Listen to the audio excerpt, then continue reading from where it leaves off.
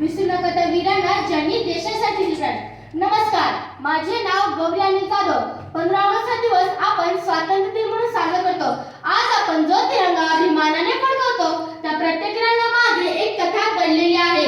भगवा रंग सांगतो त्यागाची कथा, पांढरा रंग सांगतो सत्य आणि शांतीची कथा, तर हिरवा रंग सांगतो समृद्धीची कथा.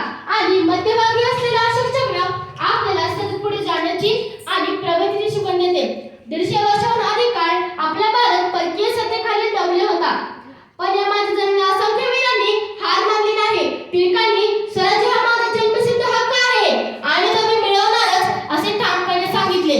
गांधीजींनी सत्य आणि अहिंसेच्या मार्गावरून सर्व जनतेला एकत्रित आणले, तर भगतसिंग, चंद्रशेखर आझाद यासारख्या तरुणांनी क्रांतीची मशाल पेटवली. या सर्वांच्या एकत्रित प्रयत्नातून 15 ऑगस्ट 1947 रोजी आपला भारत स्वातंत्र्य झाला.